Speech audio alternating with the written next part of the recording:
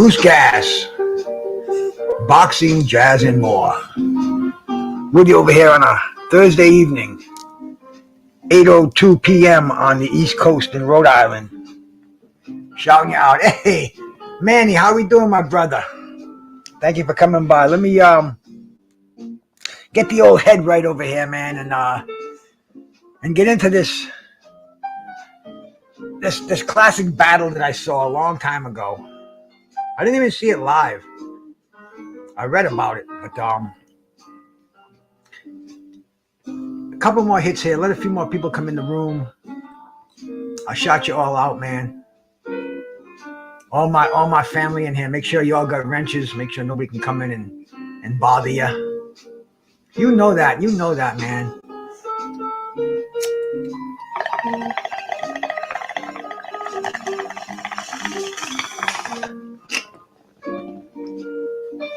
Coming up a great weekend.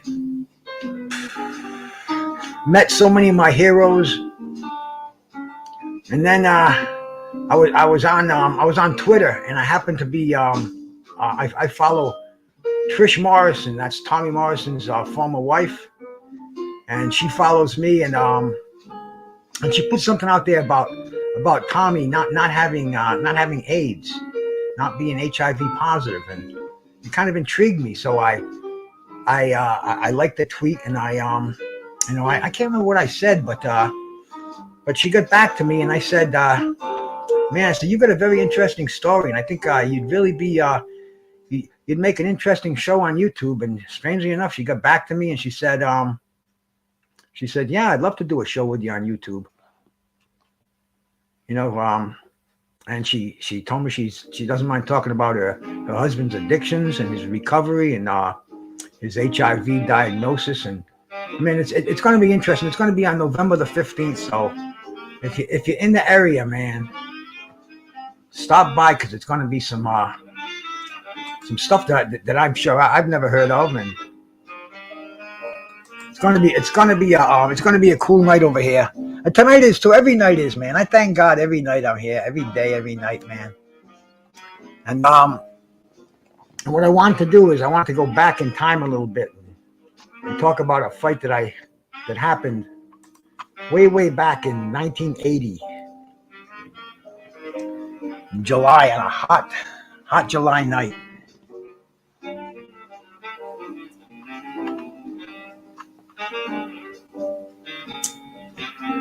William Caveman Lee, John LoCicero.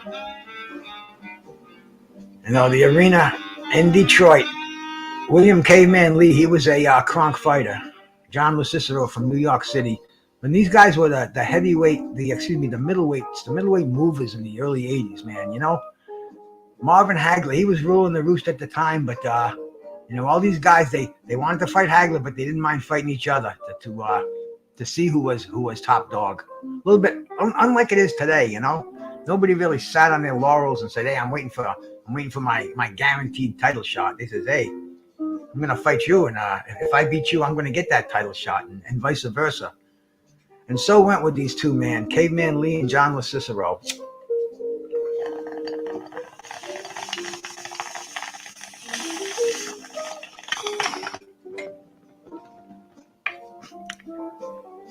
I'm enjoying this little bud that I grew in my backyard. The last of it.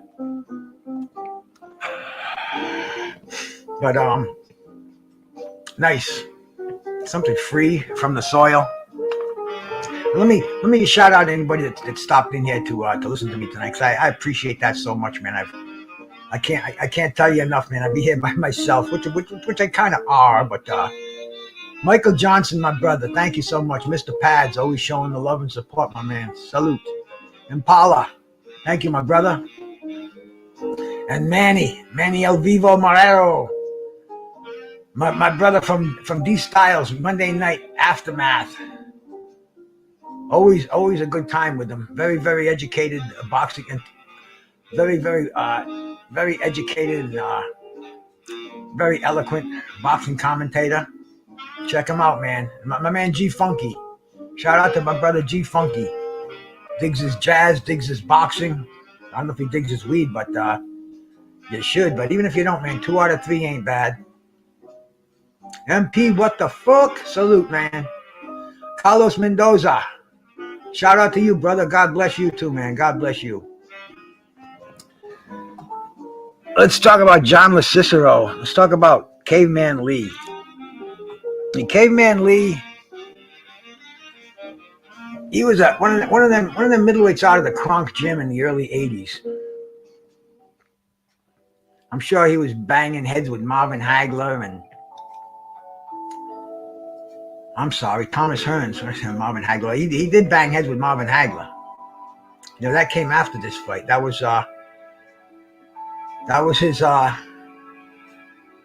one and only title shot. But anyway, man, getting back to this fight, like I said, man, this was on a hot night, July 9th, 1981. It was in Detroit. The arena was it was an unair conditioned arena. It was 100 degrees in the ring. Then the ESPN lights turned on, so it was probably 120 in there. These guys, they fought for just a few $1,000s a piece. Two Matadors, salute my brother. It wasn't about the money, man. It was about fighting. That's what they did, man.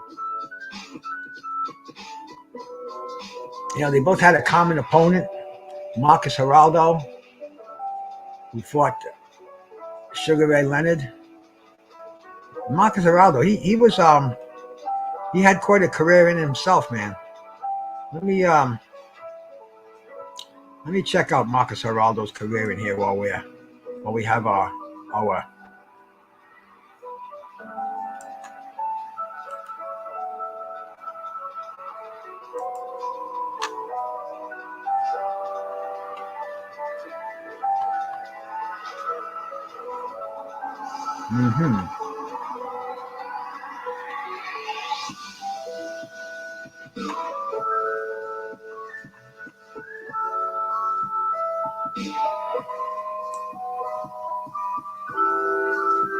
Oh wow, I got all kind of stuff on my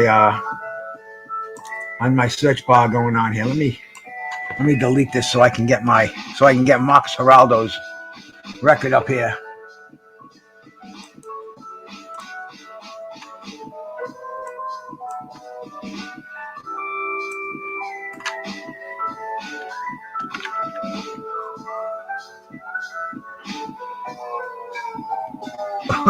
Did I press the wrong button here?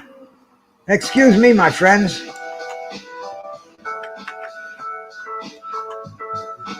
I think I can just X that. Yeah, clear that right out. There we go.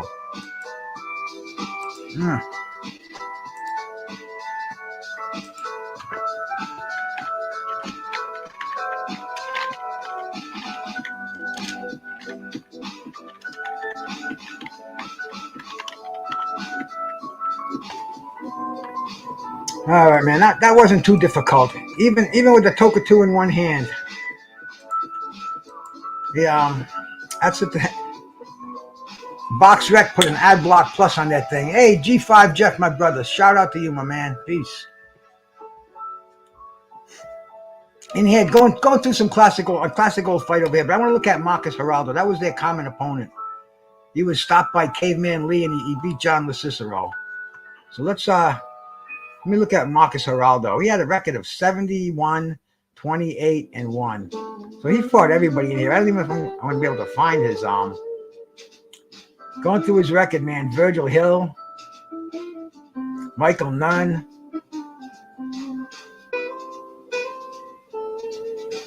Fred Hutchins, Thomas Hearns, Caveman Lee, Marvelous Marvin Hagler, John LoCicero. He fought them all within a matter of months. He fought Sugar Ray Leonard.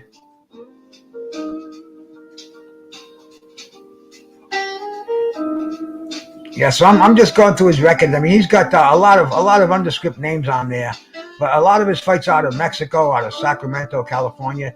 He's got some classic middleweights in here. David Love, who was right in that middleweight Marvin Hagler, Philly, West Coast, East Coast. I mean, clearing out the whole country. But Marcus Geraldo, he was right in there.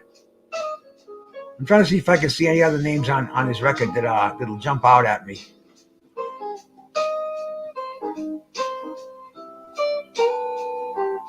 I mean, the dude's had like 100 fights in here.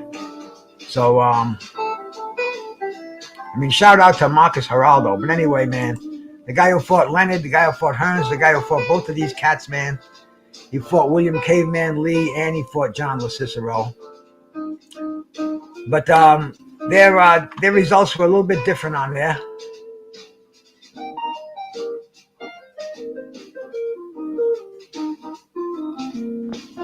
That's a fact, G5, bro. That's a fact, man. That was the day when fighters fought. They didn't ask how much you're giving me, man. Skull Asylum. And like I said, these two cats, man. This was a fight that's been talked about. How you doing, brother? Skull Asylum, man. I'm glad to see you in here, man. Peace. Peace on a Thursday night over here. Crazy day for me, man. Crazy day.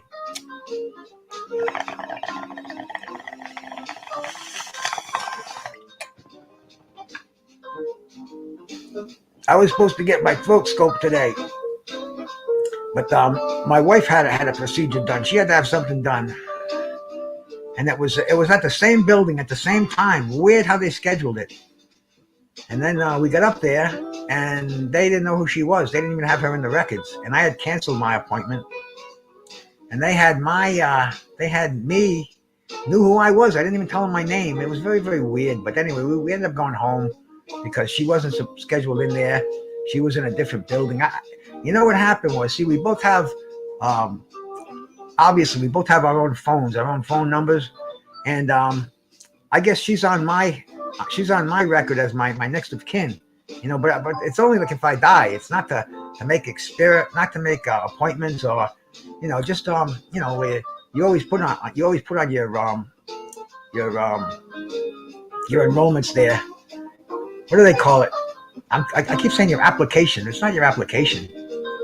When you come into a doctor's office, a dentist's office, you fill out a form and record, whatever it is. But anyway, they're calling her up and sending her tweets, telling her that her appointment is tomorrow morning at this location. And she went in there. She had it on her phone. She's showing them her phone. And they're saying, no. And then they went back. They figured it out. But to make a long story short, killed about half of my morning, and I was expecting to. I wanted to take what I had to do, taken care of. Couldn't even do that. Couldn't take care of the old lady. It was kind of a horror show. But then I got home, and fortunately, off my internet guy, he was in the neighborhood, and I needed him. I needed him to do some shit for me. He came down. He took care of everything I needed to do. Got my phone hooked up so I can send pictures again. Got my just did a bunch of stuff that I needed to do. And I got this stuff called the Levo 2. It's a infuser, a weed infuser. So I made a bunch of butter tonight. Butter, you know, butter.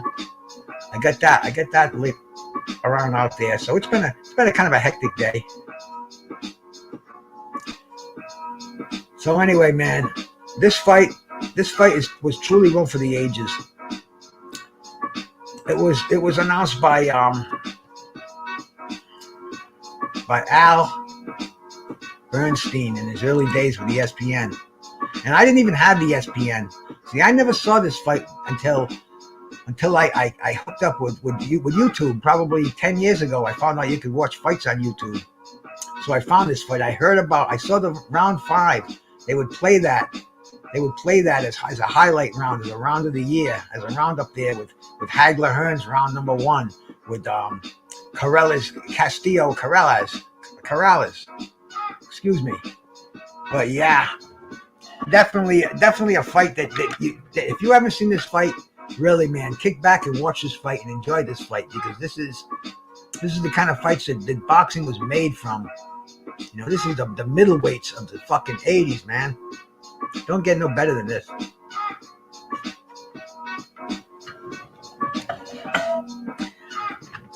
Let me see if I can find it on YouTube over here. You know, I'm a very poor performer here as far as prep work goes. I just kind of say, hey, man, I'm going to watch this fight, and not only will I watch it, but I'm gonna go live on YouTube and watch it with my brothers out there. Get a little buzz cooking. Kind of unwind a little bit. Put a little copyright-free jazz in the background there. Make sure that's not too loud.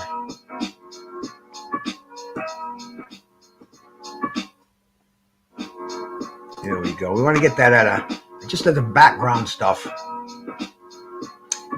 Yeah, my wife will be doing fine, man. I take care of my wife. She takes care of me. But we have to reschedule that. Reschedule mine. See, mine was supposed to be today. I rescheduled it. The earliest opening they had was February 11th or some fucking crazy day like that. It was sometime in February, the 9th, the 11th. I wrote it down somewhere. But kind of set me off on a bad mood. Then I come home and everything worked out well. I mean, better than expected. I got so much stuff done.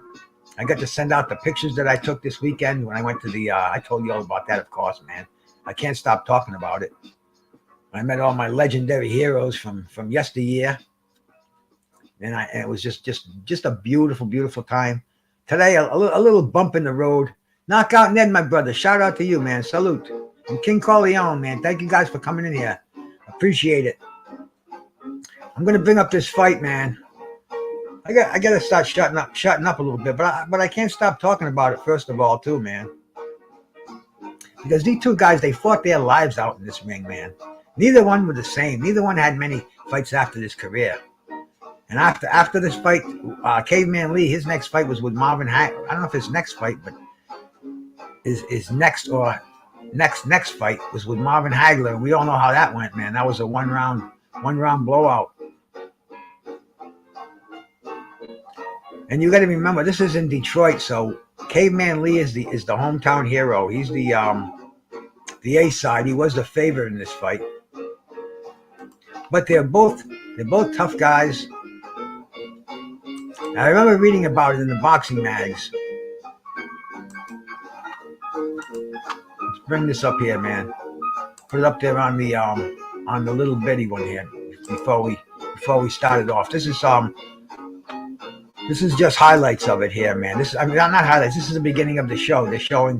This is where ESPN used to start. They show the fighters' highlights, and that was William Lee knocking out, I think it's Jerry Holly.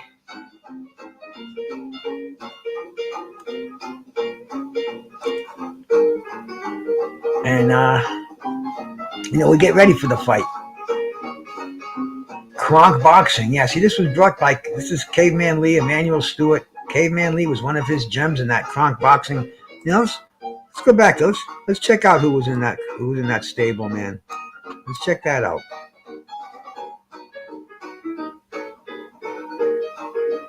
All right, man. Let's look at that, man.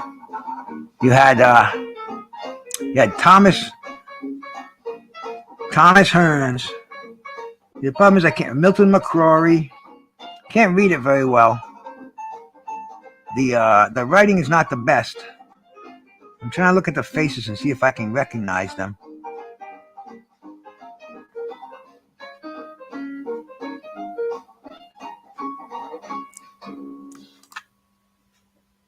But them's is that's Emmanuel Stewart. Emmanuel Stewart put this show on. He was actually promoting fights, I guess. I don't know. And we're going to the what was the name of the place where this fight was held at? We have to go look it up, man. I'm gonna have to look this up.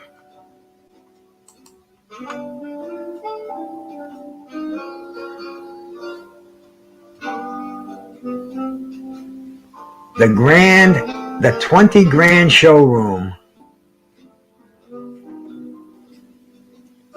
Have a Datsun, it's good for you. Noxzema medicated shave. I love the commercials of the 80s too, man. You had to be there. You had to be there. But we got the TV up in the back here, man.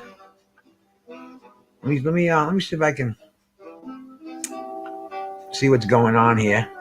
The 20 Grand Showroom, Detroit, Michigan. Al Bernstein, Sal Marciano. These are like the original ESPN, the ESPN commentators.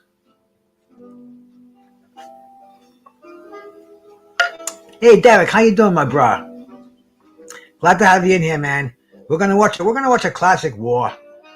If you haven't seen this fight before, you're in for a treat, man. This is a savage fight. You can't look at a reputable boxing aficionado who's not going to include this fight in their top 10 fights of 1980s. Hey, Q, how you doing, my brother? Peace, man.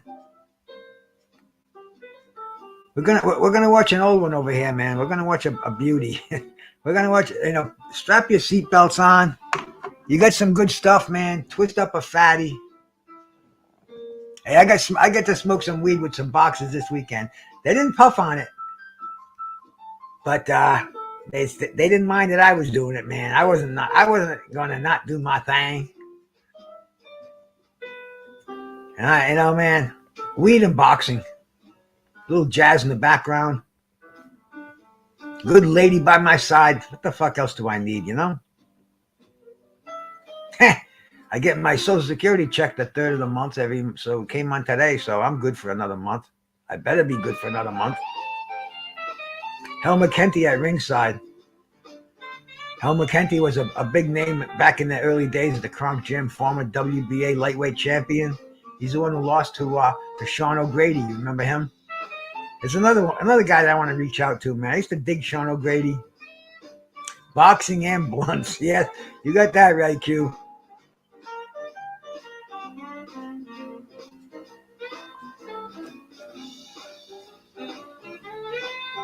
I got some dynamite pictures, man.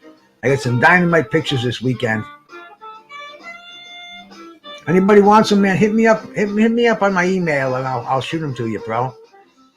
You can get that in here. It's Bruce Goes at gmail.com.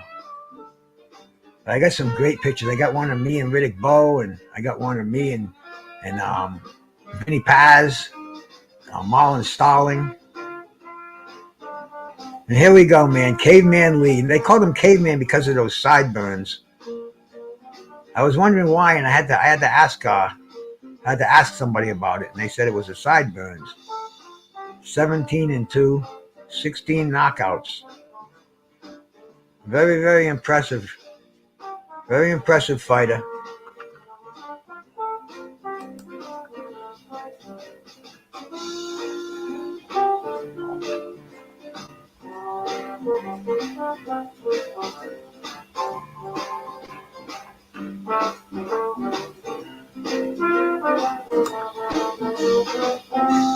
Yeah.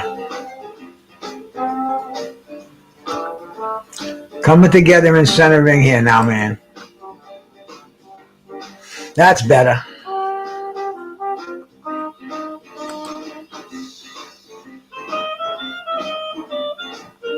Same thing.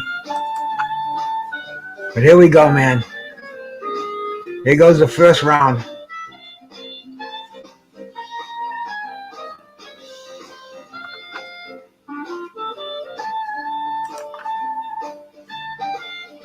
Now the records at the time, they both had 19 wins.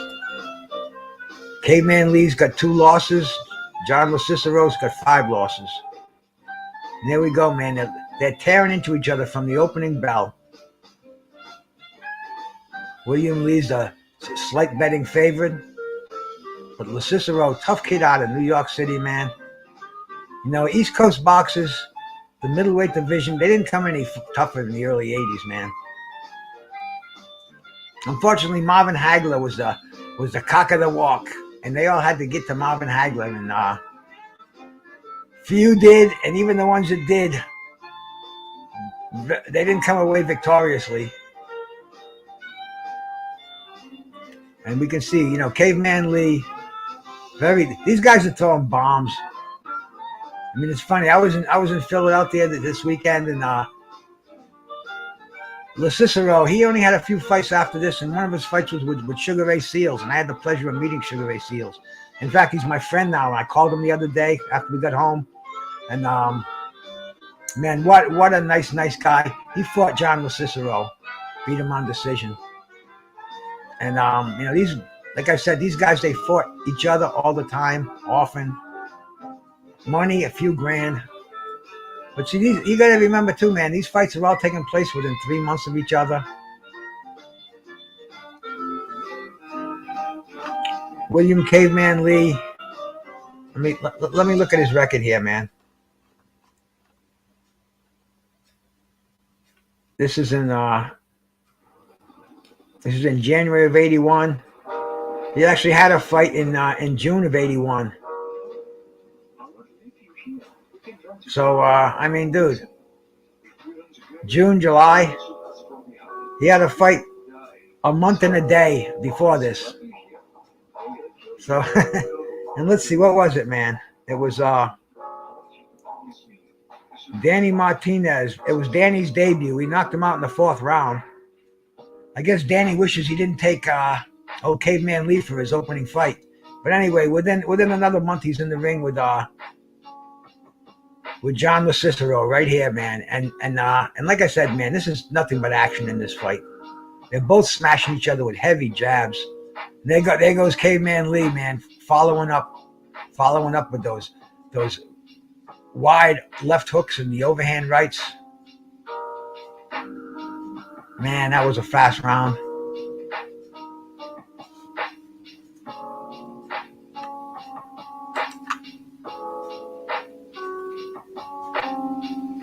You know, definitely just fast pace from start to finish.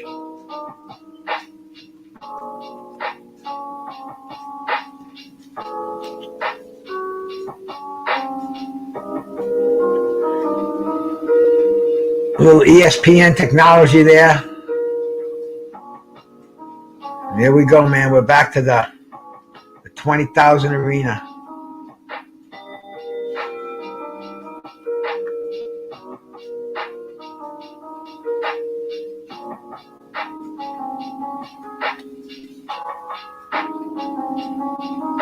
And here we go, man. The start of round 3.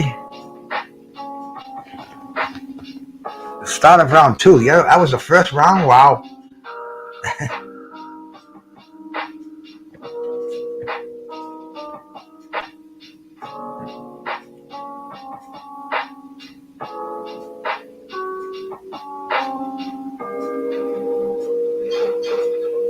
I mean, William Caveman Lee in tremendous condition.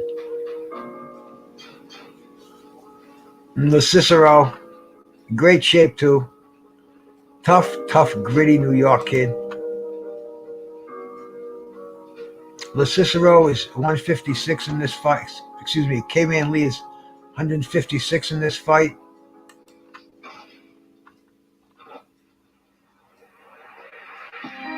LoCicero is 156 also.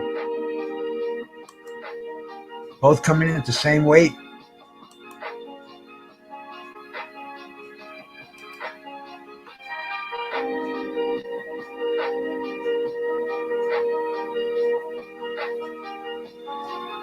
I'm sorry, Caveman Lee's 161. I had to recheck my figures here.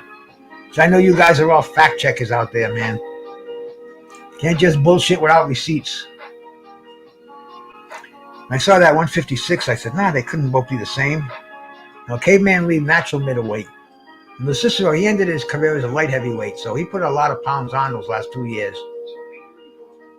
You know, weight is the killer, I guess, in boxing. Making that weight. You got to be on them snack supplements, man. Or that clenbuterol. But yeah, man, they're still in center ring here in the second round. Not giving each other a moment's rest here, as it should be. Caveman Lee's constantly moving those hands. LoCicero pushing him into the corner. Beautiful right hand by LoCicero. Fires another combination, going downstairs to the body, trying to hit him with the left hand. I mean, this is just action packing over here. Look at these guys. Damn.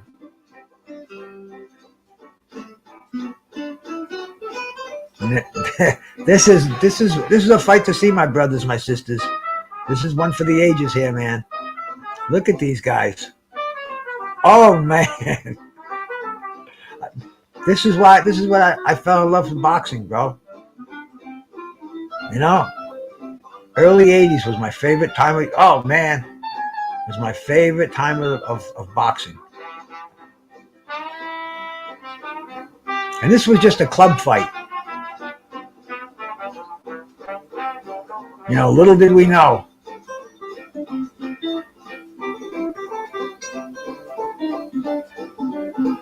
Top ranked boxing, man. Still going strong. 1981 and on. What is that, like 41 years? Sure don't seem like that long to me.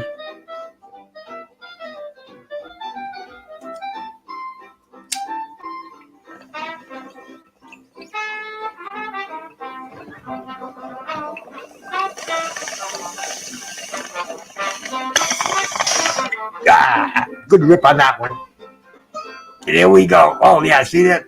LoCicero with those, that 1-2, beautiful. Not a lot of wasted motion here. Putting that head down, firing those compact punches. And here we go for round 3 of this memorable fight. John LoCicero, William Caveman Lee. We're going back to the date of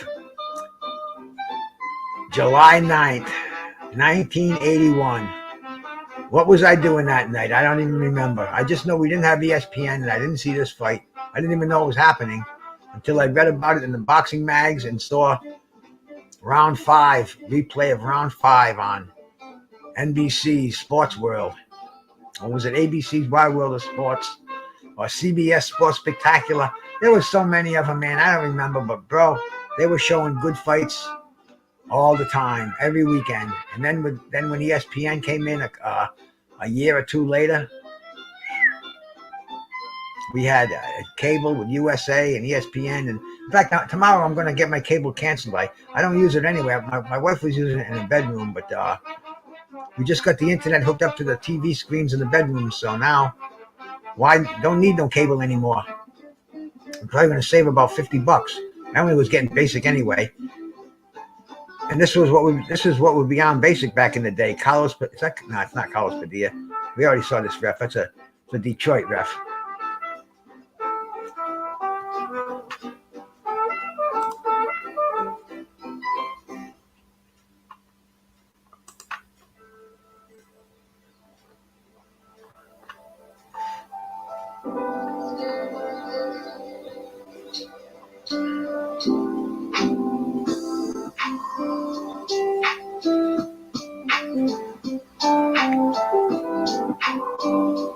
Caveman Lee trying to land some big punches on the outside. You got a nice uppercut on the inside. You can see LoCicero's head getting snapped back. Look at that those uppercuts, man.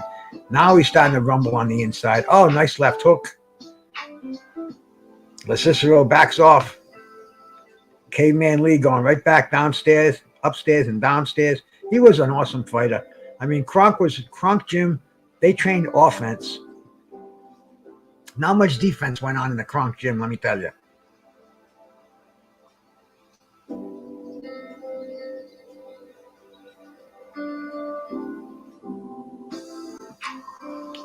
Now, once again, LoCicero's on the offense.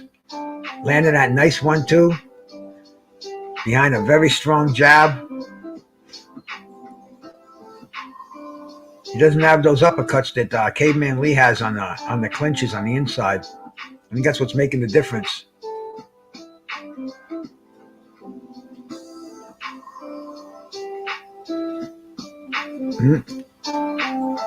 Lee almost lost his balance there. And that's the end of round 3. And we see a young Emanuel Stewart, man.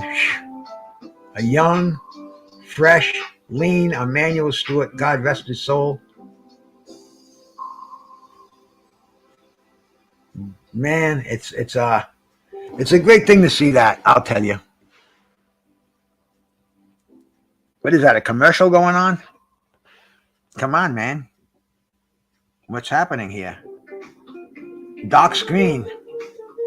See, when I was in broadcasting school, they told me, there we go, now they fix it. They said the worst thing you can do is have dead air when you're doing live broadcasts and have a blank screen when you're doing videos. And they just fucked up on their end with the video. Oh, this grass, I'm smelling my fingers as I make these little balls of for my Toker 2 of this last bud that I raised of the summer. It was nice too. We got about 20 grams off the plant. And here we go, man. The start of round 4. ESPN boxing on a hot night in Detroit, 1981. Hey, Mad Chat, how you doing, my brother?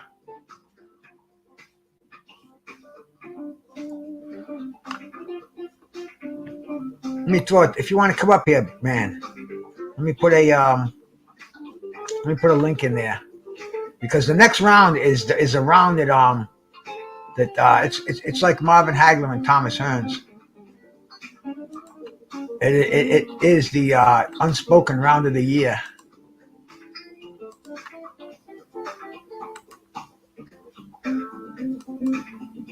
I'll drop that in case anybody wants to stop up here. I see my brother Mad Chad, and I automatically say, yeah, let me give him a link, man, because him and I get along together. Shit, we drove fucking 800 miles together this weekend. But here we go, man. Emanuel Stewart looking intently at this fight. And John LoCicero blasting combinations on William Caveman Lee on the ropes.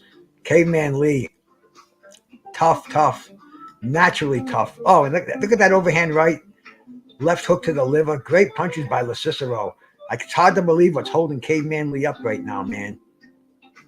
But he's bouncing on his toes, feeling back in those legs, coming right out with a jab.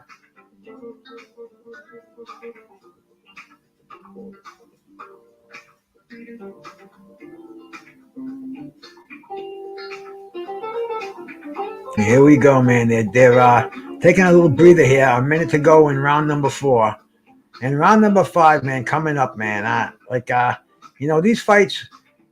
Oh! Look at John LoCicero land those punches on William Caveman Lee. Another right hand. Caveman Lee is taking those punches like a champion.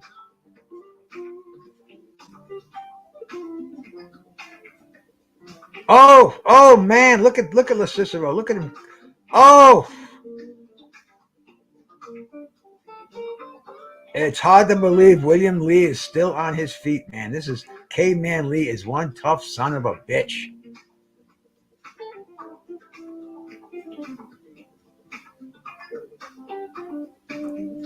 LoCicero has kill on his mind. He's lining up Caveman Lee over here. He looks like he wants to end this fight. And I think that he knows this is the only way he's going to do it is by knocking him out. He's in Detroit. And Caveman Lee's hometown, put on by, hey, Mayhem and Miracles. Hey, sister, thanks for coming by, sweetheart. I'm glad to see you, man. I'm glad to see you, man. I appreciate you coming in here, man. Let me make sure I give you a wrench in here, you know, because you got some killers in here. And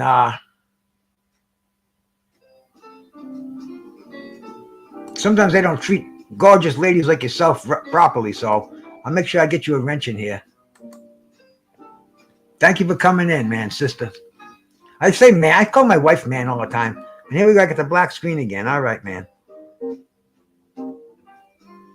So you're going to get ready for the round of your life, man. My friends, if you haven't seen a fight, if you've never seen a boxing match, if you've never watched Mayhem, you're going to see something right here. They're showing the replays of the fight the round we just saw, man. They're showing John LoCicero. Look at him banging those. He's hitting fucking Caveman Lee's head like a speed bag. All right, here we go, man. This is the round of the year, man. This could possibly be the round of the 80s. Caveman Lee starting off strongly, and I've only seen this round twice. I didn't even watch it today. I just knew. I knew when the fight came across my eyes. Caveman Lee looks like he's looking to land a bomb over here.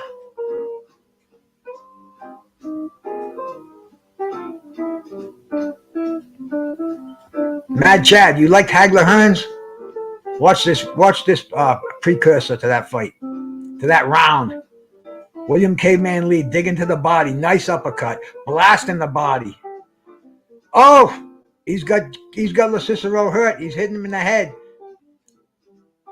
blasting his head with uppercuts. He's got that fucking right and that left uppercut on the inside.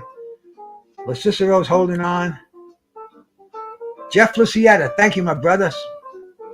Thank you for coming by, man. And once again, LoCicero is just blasting. LoCicero is blasting Caveman Lee. Caveman Lee coming back. Oh, Caveman Lee lands an unbelievable right hand. Another one. He's got LoCicero down. John LoCicero is on the ground.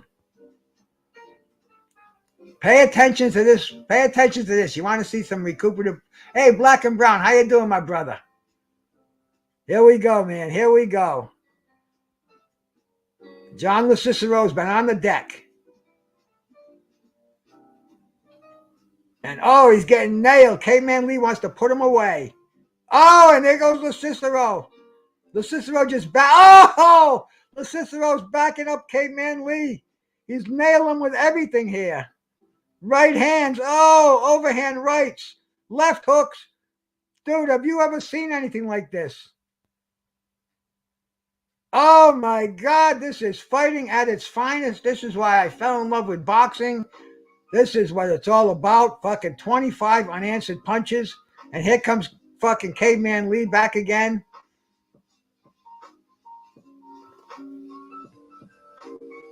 And here we go, man. Oh, LoCicero with a big right hand. Caveman Lee with a left hook going off the ropes. Blasts him with a left hook. And down goes LoCicero, face first. I don't think he's going to get up. 9, 10, you're out. That was Derek Clark. Hey, Mick Smith, how you doing, bro? That's understated.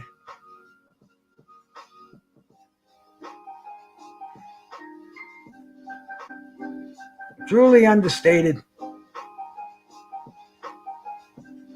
And the thing about this was, man, William Caveman Lee, he got his for his victory here, he got a fight with Marvin Hagler.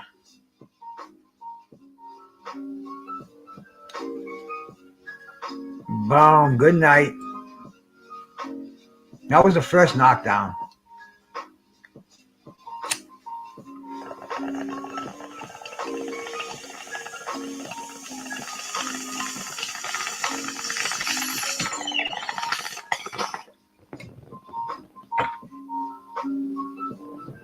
And William Caveman Lee getting risen to the shoulders of his corner. And this was a big fight. Like I said, man, this fight was on July 9th in 1981. On March 7th, he got a fight with Marvin Hagler. Here we go. Here comes the ending of it. Look at LoCicero. Watch the unanswered punches. Boom, boom. Oh, I mean, come on.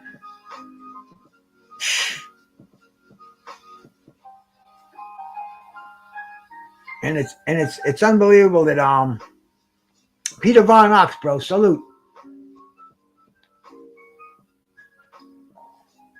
He got to fight Hagler, and he lasted less than one round within 90 some odd seconds. But look at the brutality here. I mean, this is the fight that these two guys are remembered for. This fight will go down as war. You know, and unfortunately for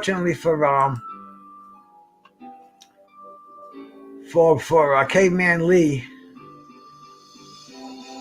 you know, he didn't have many fights after this. He fought Marvin Hagler and then 2 more fights, a win and a loss. And he retired in 1988. He fought Hagler in 82. He took 4 years off after that fight. And he came back and he won by a 1-round knockout. And then he took another 2 years off. He came back and he got knocked out. And that was the end of William Caveman Lee. And unfortunately, that wasn't the end of his story. He did 3 different stints in prison for armed robbery. And, you know, the last thing I could find out about him, he was working in an auto parts store in Detroit. I hope he's retired now. Because, man, he gave us an incredible night that night, an incredible fight, an incredible afternoon, incredible night, whatever it was. Hey, I got a few people here, man. Let me check this out. Who do we got here, man? This is Bill Cosby here. Bill Cosby. Oh no, you got me blocked on your channel. I don't know why I let you in here. Who else is here? Yeah, what's happening, Bruce Gas? That was quite a fight there. What's happening? I mean, you sound slow. Are you okay? What fight? I'm a little punch drunk. You know myself. I have a little CTE. You know, there's nothing to be ashamed of. When you hit the pavement hard, you just got to keep getting up. You know. But that fight right there gave me a little headache. You know what I mean? That. Oh my God, Bruce. In what round was that in? What round did? That was the 5th round. Wow. What was the CompuStats there? I know they just said that Zepeda broke a fucking punch record, but how many connected shots were these men landing? Like I say, they were middleweights. They weren't small men. I mean, the guy had a nickname, the fucking Caveman. He's out there robbing banks, pounding fucking heads in. This dude was a killer. And if you would have asked the Caveman Lee who was the toughest human being he ever stepped in any fucking room, he would say Marvelous Marvin fucking Hagler. Yeah, the Caveman was a great record. The Caveman was one of the best. He was no joke. We just seen that he was no fucking joke. And did you notice his he said you know he would say Hagler has to be the hardest, and we were told that by another great fighter this weekend. So I mean, Marvin Hagler, as much as, you know, we talk about every other middleweight, but it's Marvin Hagler and every other middleweight. You know what I'm saying, bro? Yep. As great as these fights are, Hagler ruled the middleweights in this era. Of the killers, of the fucking killers, Bruce. The Hamschel, the Antifermos, even the Alan Minter was no joke for what it was worth. I mean, the dude could fight. No, but Marvin Hagler. What's the matter with you? I'm stuttering, but I'm just saying Marvin Hagler. He's stuttering. He's stuttering. I'm stuttering. Really? I'm a bit drunk. Leave me alone, you. No, you're fine, Pigeon. Stop picking on everybody with your channel. You're being quite the dictator. Yeah, Pigeon. You know, from the seat that I'm sitting in, all I have to do is simply go like that, and you're gone, bro. You know, so it's not like. All right, but no, he's fun though. That Two was a wrongs very don't make nice a right. I'll answer. never take away Yes. Pigeon's wrench. No, I'll never, you know. Sometimes he gets nasty when I have ladies in here. Yeah, that's Pigeon. No, that's Pigeon. We all know he'll be gentle tomorrow. You know, he is Pigeon. I'm kind of sexually frustrated, obviously. Well, I'm a little too that way too. You know, that happens, but I don't take it out on leave me people. alone, you. I'm a bit sexually frustrated. So there's a fight on tonight that Serhii Bohachuk from the Ukraine. His brother's in a war there, you know, and he's a knockout guy. He's a fighter. He's 19 and maybe 20, but he took a loss there. He took a hell of a knockout. Yeah, but he got up and he's coming back. Serhii Bohachuk. It's on 10 o'clock. Good. I don't know if he's any good, but I'll tell you, he's a fun fucking fighter, and I think he's young and maybe improving.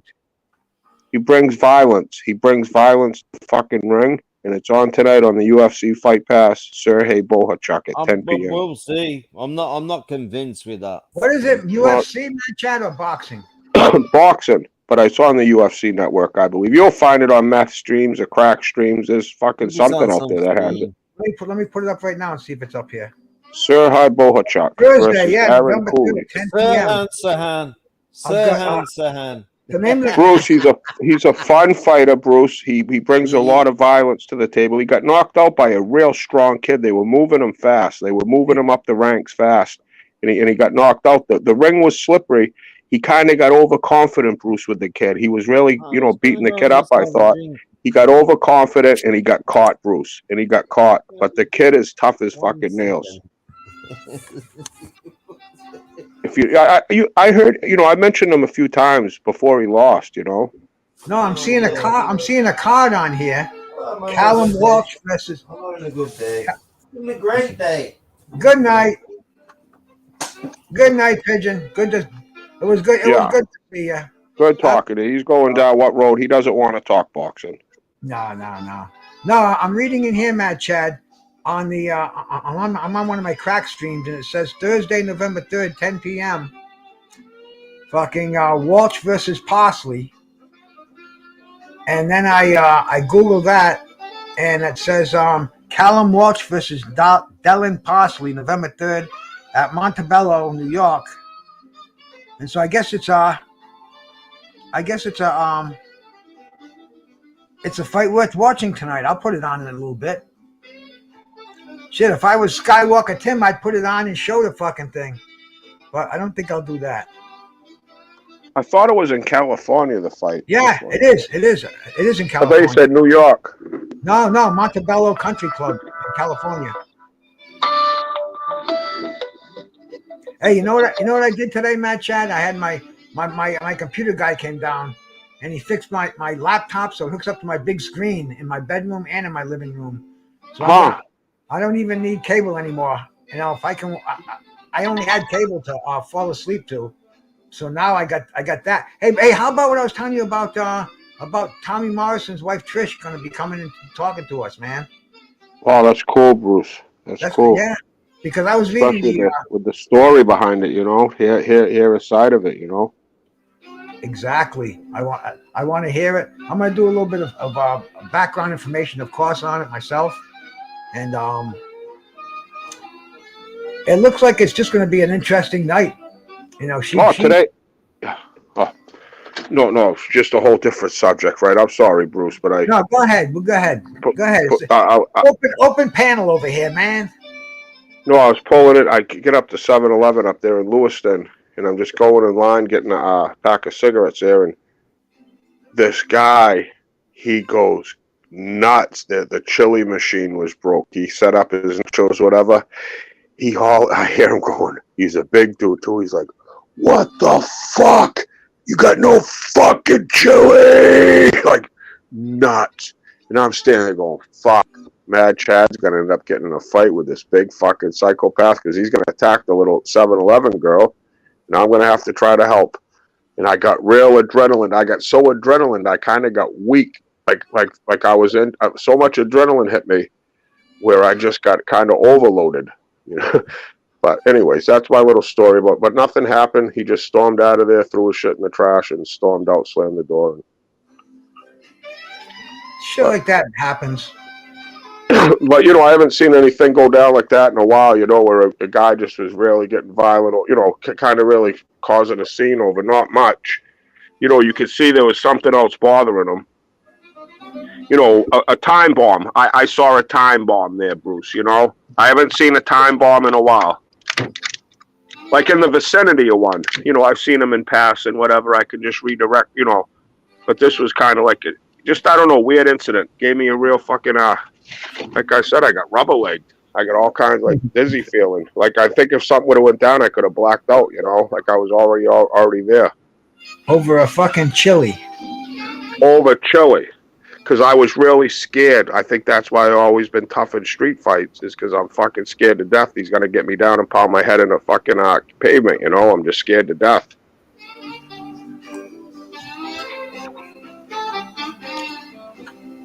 Funky shit, man.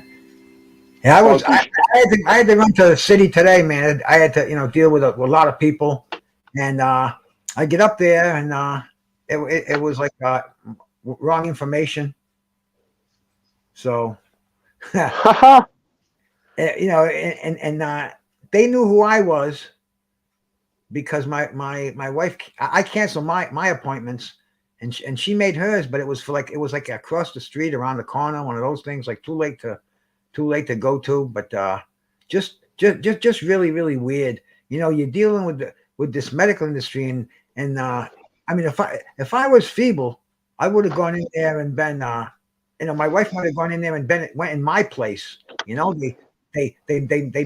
almost mixed up who we were, and they actually did. They sent her a text that was meant for me, and that's why she went to this building today. And I was like, "Are you sure it's that building?" She goes, "Yeah, this is the text they just sent me." And I'm like, "Yeah, that's the same address." And if they didn't catch it, she was just going to go in there, and who knows, man. Fucking, we're our own best advocates. That's all I have to say. This is not something that would happen to me because I know what I was there for. I know who sent me there. Unfortunately, my wife didn't have that information in her head. Because they have so many different specialists they send you to, and they send you here and there and everywhere. And you see this guy once, you're supposed to remember his name forever. I don't know, man. That's kind of the way I'm looking at it. But hey, it was a wasted day, but then it turned very, very much better as the day wore on. And as it went down, I was cool with everything that went down today, except I wish I could do a recap of this morning. I had to reschedule my appointment, and instead of having it today, it's now for February something or other. So they had no mercy on me. But hey, what do you think of the hey, Andrew Charles? How is you, my brother? Glad to see you stopping in. What's your thought on all the shit that's going down in boxing today? Namely, I know we hate to talk about it all the time, but what do you get out of the Bud Crawford fucking tweet the other night? I thought it was pretty comical. I would have to say we definitely have the two greatest fucking Twitter warriors that have ever stepped in the ring. You know what I mean? World-class fighters, pound-for-pound fighters in the world going into a complete Twitter fucking meltdown. But that Instagram with Bud was pretty comical. It's so like I don't give a fuck. I want to see fighting. I want to see these guys fight. I don't even care who the promoter is. I don't care if it doesn't bother me. I don't care how much they make. I don't care what the rematch clause is. Who's the A side? Who's the B side? All the Mexicans and the Ukrainians, they're laughing at the USA. They're going, "Look at these guys. That's embarrassing. They have a chance for fucking wow. It's just embarrassing to be a fighter and have a Twitter wall with someone that you're not fighting. It's embarrassing." And I'm hearing very logical boxing minds, involved in it. I'm like, what the fuck are you wasting your time for? Yeah, I've been over it for a while. I don't think we talked about that the whole time for fucking the whole time we spent together. I don't think that was brought up once. We talked about, current fights. I don't think we talked about Errol. But I'm noticing it today, man. I go on here and fucking 8-hour panels, all night panels. I went out when I went to bed. They were talking about it, and I get up and they're talking about it. Well, the BLK Prime, I don't understand that at all. That just makes no sense. But like I say, life in itself is just a big hoogie boogie. But it kind of stinks to me, especially with the signing of Broner and all that, Bruce. It just doesn't make sense. If you're trying to make money, you're not going to sign a busted up Broner.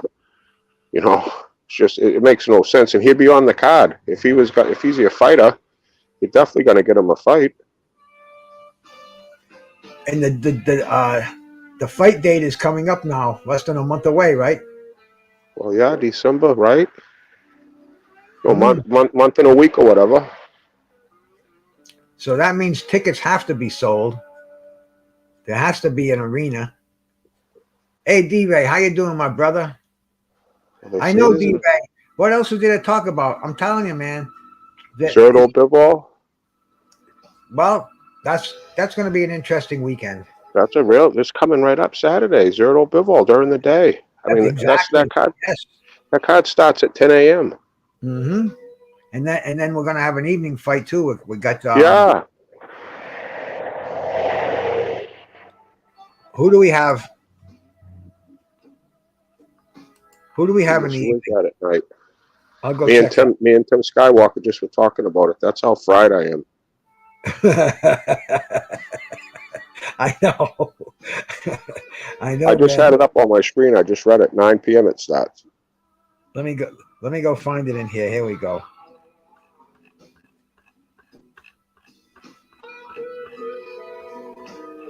A lot of people are saying Zerto can pull off the upset. I just don't see it. But hey, anything can happen, I'll be rooting for Zerto. I like the underdog, and like I say, I'm not a big fan of the Russian athlete. Or I'm sorry, they might be a good person, but I feel like they're cheating. I feel like they try to intimidate people. Bivol's been a champion for a long time. Oh yeah. We got David Morrell fight. That's the fight. That's the fight. Morrell, he's fighting the undefeated guy for the Reggie belt. Mm-hmm. And who's fighting on the undercard? I know fucking Banana Rosario is. And is he fighting Elvis Gomez, or is it some other chump? Because Elvis Gomez is undefeated coming up the ladder, and Rosario had a belt before he fought Charlo. Yeah, we got some fights coming up. We got some fights happening. And the Bivol fight starts at noontime, like you said. It'll probably be 3:00 when the main event comes. Then you know what I heard that they really think it might really happen, which would be a great fight. Benavidez Plant. That would be a great fight. That would be a great fight. I heard people talking about that today. Yeah, that's a fight to talk about because that realistically could happen. Yep, and that's a fight that could be a 50-50 fight when they first lay that down. Let's go, Bruce. That's what we want to see. Especially you start getting those bigger boys in there. You start really getting to see the fucking leather being landed. Yeah, because Canelo's. I don't know. I say never, but I don't think he's going to do much with that 168 undisputed title going on. I think the belts are going to get fragmented. I mean, he just got his arm out of a cast yesterday. Right. He had some serious. He's not in the best of health anymore. He's just got so many miles on him. So I can definitely see these other guys fighting each other for a meaningless title at stake. But at least when the belts are starting to get fragmented again, people will fight for them. Maybe we'll see fucking Maul Charlo, the biggest disappointment I think of the 21st century. I think when it comes out with the big Charlo, I think when it's all said and done, I think it'll be told that he's had some bad fucking injuries. I don't know what it is, but I think I think that's the only way I can say it, because he's a fighter. You know what I'm saying, Bruce? If you're a fighter, you fight, and you know, if you're not right going into a fight, you can fucking lose and get beat up.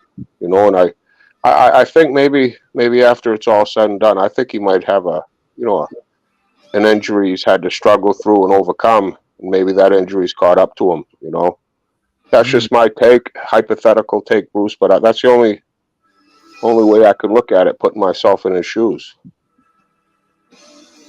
Interesting take on it, bro.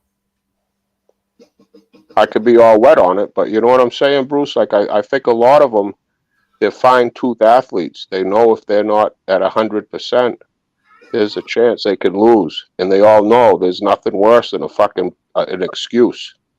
I mean, I lost a lot of faith in Loma when he lost to Teal. Oh, my arm. Well, you took the fucking fight, shut the fuck up, you know? Every fighter goes in, usually they're not 100%. But I think the fighters these days, they really pay attention to that, Bruce, because it is a fucking... You get exposed. You're not right. There's a chance you get exposed. And I think a lot of them do have injuries. You know, you have injuries in sparring. You get beat up more in sparring than you do in the ring a lot of times, you know, and what they go through. That's just my take on it. I think Big Charlo has an injury, you know. No, that's a real interesting take on it, because it makes a lot of sense, you know. Because I mean, his prime is just passing. You know, his prime as a pro is just passing right before our eyes. And the WBC, they don't seem to be too stringent on enforcing that middleweight championship. You know, is he IBF or WBC? Well, he's a. It doesn't even matter. No, right. It's just the inactivity is just mind-boggling. It really, because you could pick up a fight. There's so many fighters, you know, that are willing to fight for. You know, we're talking every fight like it's millions, but no, but every fight ain't millions. There's a lot of fighters that would love to get $25,000 to fight a Charlo, to fight a Boots, to fight anybody. I'm telling you. And you would think the organizations wouldn't let that happen with their belts. Because, like I just said, we didn't even know what belt he had. Does he have this one or that one? Because they don't take any stand on it. They just let it fucking. They let it go. Yeah, that one little guy, Santa Cruz, whatever they say. You know, I don't follow it, Bruce, because it's just mind-boggling to me. But they say he's had the belt for so long, and it's like, Leo Santa Cruz. Doesn't make no sense. No, none at all. It's none at all. It's the current state of boxing. It's what we have. Michael Johnson, my brother. Shout out to you, man. Peace. I always liked Michael Johnson. Freaking right, bro. Everybody in the chat, Bruce. Always. You have gentlemen, and you know you have great minds in the chat all the time. My brother Peter Von Ox out there. Oh, our elder. He's our elder. Yep. And I never knew it until he told us. I thought he was a young kid. He smokes a lot of weed. Smart as a fucker. He knows his shit. Yeah. But just crazy stuff. You know, where's it going to go? I mean, like I say, I'm looking forward to the fights we have. We can look at the glass half full or half empty. You know what I'm saying? I'll be watching the 10 o'clock card here tonight, falling asleep to that, you know. Me too. Now that I have my TV hooked up in my laptop, I can go right on my bedroom screen, which is the damn. Man. See, that's what I do. I plug my laptop into my TV. You know what I mean? And watch it on my laptop through the TV, you know? That's just what I find. I knew I could do it, but I didn't know how to do it. Because you have to turn the TV on a different different thing. Adapt. It's a little process, but it's simple. Mm-hmm. Now with Bivol, he's only got 20 fights. Yeah, and I think 700 fucking amateur fights, you know? No, and he has good names on his record. Just champions, you know, just a whole different level of fighters, just a whole different level of racehorse. You think it's I was going to ask you. You think it's that Eastern European breed that just comes in here with a killer amateur record? I think you get special ones, Bruce, you know, because you can see that amateur record get thrown out the window many times, you know, but when it translates to the pros, when you just watch him fight killers that are in there trying to imply their will. And, Bivol could take a shot. He's so smart at judging distance. He feints. He's a brilliant boxer. You know what I mean? Like, and his style translates to the pros. Like, he's a world-class boxer. And I feel like he beats Beterbiev if they had a fight someday. Hopefully they will in 2023, because that's the fight the world wants to see. I didn't ask Scully about that when I was talking to him. I don't know why. I did. We talked for a while about it. He has Beterbiev getting him. He thinks Beterbiev is a whole. I could see why. He's his trainer. Assistant trainer. He's definitely had a Beterbiev jacket on. He goes, really? I go, well, Beterbiev's got to get by Yad, and we'll see if Bivol can get by Zerto, because both these fights aren't given. Most likely Beterbiev wins. But I think the Yard guy he's fighting, he has a chance. He's a fighter. He can punch.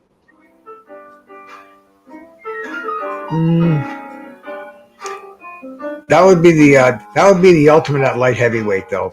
We've been waiting for that for a long time, and it almost seems like it's going to be kind of like fucking Crawford and fucking and Spence. No, you're right. I mentioned, but they won't Twitter war, Bruce. I mentioned to Scully. I said, those fucking Russians are juiced more than snack, aren't they? He goes, no, Beterbiev's clean. I laughed, and he just kind of looked. But I mentioned that. I go, those Russians are fucking juiced. And he denied it, right? I mean, sincerely. Flat out denied it. He said Beterbiev is flat out clean. 2 days after the Joe Smith fight, he was in the gym swinging a sledgehammer for 2 hours. He said he's a whole different animal. Yeah, no, I listened to him speak on it before, and he mentioned he's been a Muslim all his life, and he's followed the Quran. Doesn't touch fucking alcohol, doesn't smoke, doesn't do any fucking any mind altering substances, and just trains like an animal, does push-ups on his knuckles, and eats fucking meat. Eats meat. Just an insane individual, and I like him. I've always liked him, man. I love the style that he has. Where all knockouts, right, Bruce? Ain't he just like Yeah. How can you not like that? How can you not? But and that's the fight. Like if Bivol gets by Zerto, I mean, like I say, just flip around. Zerto wins. Zerto beats Bivol. Zerto's definitely got to fight Beterbiev or Yad. That's definitely got to happen. Because that's what we want to see. We want to see the best fight the best. That's why the Spence fucking Crawford fight's so big. Because they're that's for all the belts there. And then go from there. Because there's up and comers there. You guys are just holding up these belts. A lot of people are giving Zerto a better than average chance just because of the size, the power, the activity. I hear it. And I could be way wrong on this. I'm going to go to H Money's because the Dawn came at me pretty hard. And a few people over there were, thinking I was nuts, And I'm just saying, I'll be back for the fight. So I'll go over there for that fight. I'm not going to call it on my channel or nothing because I told H I'd go over there and just, hop on the madness. And, show my face because I can't duck it. I can't duck because I had a few beers and I changed my name to Bivol Mad Chad, I think. And I want Zerto to win, Bruce. I want Zerto to win. I hope Zerto can knock him out, can really get him up against the ropes, let his hands go, and beat him up. I hope he can do that. I really want Zerto to win. Like, I don't root for fighters, but I root against Russians. I always have, and I think I always will. Now, I'm going through the number of losses that his opponents had, and there's only 2 guys who have they don't have losing records, but one has like a 27-9, and the other one has a 20-10. Aside from that, they're all in the single digits and even the low single digits, like 30-1, 27-4, 23-1, 44-4. Yeah, real fighters, legitimate fighters. Exactly. Real legitimate fighters where Real legitimate. And they're the same age. Zerto ain't no spring chicken. Zerto ain't like he's a 24, 25-year-old kid. He's the same. And I think he suffered more damage than Bivol. Yes, Bivol's been hit, but Zerto's been in fucking some kind of wars. Seems like he's really took some. He's just slow. It's just. I think that's what it's going to come down to. I think it's going to be I think it's going to be easy work for Bivol. I think maybe at the beginning, where the big monsters, a southpaw and all, he's going to have a lot of energy, a lot of pop, a lot of power to come out with. I think probably after 3 rounds, it could be, wow, Zerto's going to win this fight. He's got Bivol running around. He's hit Bivol. He might have startled him a little. Wow, Zerto's going to win. But then the 6th round comes around, and the 7th, and then this fucking Russian doesn't get tired, and then then the gas is steaming. His punches aren't like coming out of the gate, Bruce. You follow me? And then Bivol just takes over the second half of the fight. I think that's most likely going to happen. But I think Zerto will have his moments because absolutely his size, he can definitely hit like a fucking horse. He's a monster of a man. And that southpaw style, regardless if you're a vanilla fighter, still being a southpaw can still add a little bit of funk to it, and a southpaw is funky, and I think it's going to take a little bit for Bivol to get his range to make sure you come in cold. Zerto hits him with a big, anything can happen. Bivol's an intelligent. That's the thing. A high IQ, high skilled, very athletic. Just he checks every box there is to this game. We all love boxing, and Bivol, he really does. He's a brilliant boxer. He made Canelo. You could say what he is, but I'm not saying he beat Canelo the fuck up, but he made Canelo look pretty regular. Oh yeah, for sure, Brand, for sure. I mean, the way he was blocking those his defense was just on point. It looked like if you were going to prototypically make a boxer, like a video game, like the perfect boxer, it's like you would have made the Bivol from that fight. He's like, wow. It is what it is. And we'll say that's why it's boxing. And I like the intrigue. I think that's what makes a fight, because this does bring intrigue. If Zerto gets him out, God bless Zerto. I was wrong on my evaluation. I've been wrong before, and I'll be wrong again. Gun to my head, Bivol, unanimous decision. You know what I mean? That's just the way I see it. I'm the same way as far as that goes, because it's the intrigue is definitely there. I lean towards Bivol just because of the vast experience and the competition he's been in there with, and I just think he doesn't know defeat as a pro. Neither does fucking Zerto either. Zerto got 44-0, and really no one knows about him unless you're a Mexican or a hardcore boxing fan. That just goes to show you this dude hasn't fought nobody. Unless you're a hardcore boxing fan, you don't know about anybody in boxing. Well, Bivol gained a big fucking following because with the Canelo win. Yeah, he did, but I don't feel it. I don't feel it in the around here, the people I'm talking to, because they're not boxing fans. I can't find boxing fans, man. I start talking boxing and nope, nobody's ever heard of him. Nope. You mean you never heard of fucking Teofimo Lopez? Nope. I'm talking to the wrong people, because they just can't. And then a lot of places where you do go, they just want to talk about certain people. Well, what they have to do is they have to make the fucking boxing where people can see it more accessible, not just internet fucking phenom. It's got to be on cable TV is dying right now. Streaming services are taking it over, no matter how you get them. So cable has to fight like a bastard. They have to create the boxing channel. They have to have, they have to saturate it with boxing like they did back in the 80s, in the late 70s. And that's why boxing's popular today, because they made it what it is back then. Yeah, Bruce, I don't know where it's going though. I think back then, like everything is changing so fast. Like you're saying, these fucking cable companies are gonna be fucked. Because who's gonna even be buying cable? And who the fuck's talking about a Fire Stick? What the fuck is a Fire Stick when I just have the internet? I didn't think it. I didn't understand that one. I don't get that one either. Did you hear that one? Yeah. I That's don't when they started mentioning Fire Sticks. I go, these people are fucking weird.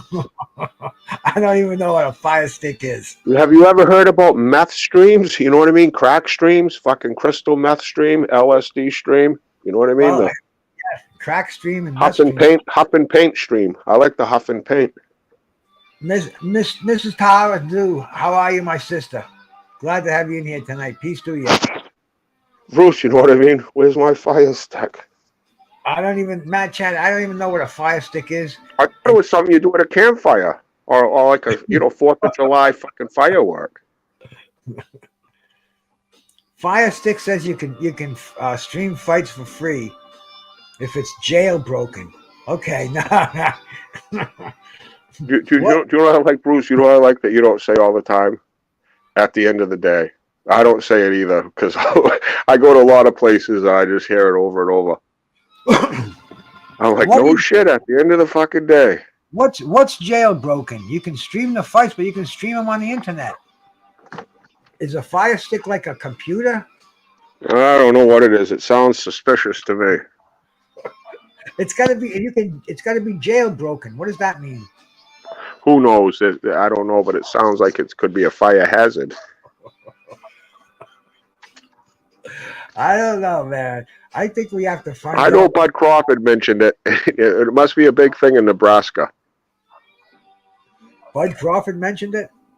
Well, he mentioned the Fire Sticks. He said no one buys fucking, pay-per-views because they got Fire Sticks. Oh, I get it. Yeah, of course nobody buys pay-per-views. I mean, we not because of Fire Sticks. I don't have a Fire Stick. No. I never had a Fire Stick. And if you have one, you have to have it jailbroken before you can get those fights. But I'm sure all you need is McDonald's Wi-Fi to get fucking a fight. You don't even need a fucking. You know what I mean? You just need Wi-Fi.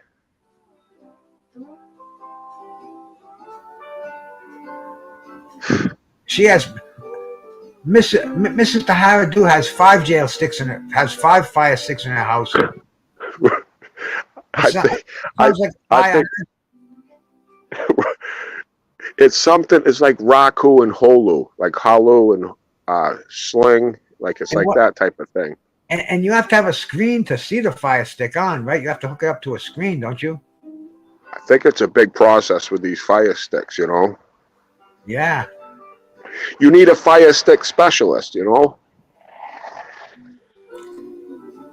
Definitely. I'm intrigued. I want one though. I'm intrigued too. I'm thinking about tomorrow. I'm going to be on the search for a Fire Stick. I almost feel like bringing up something about him now. I want to see. So, how do you put it in your TV though? Like where do I put this Fire Stick?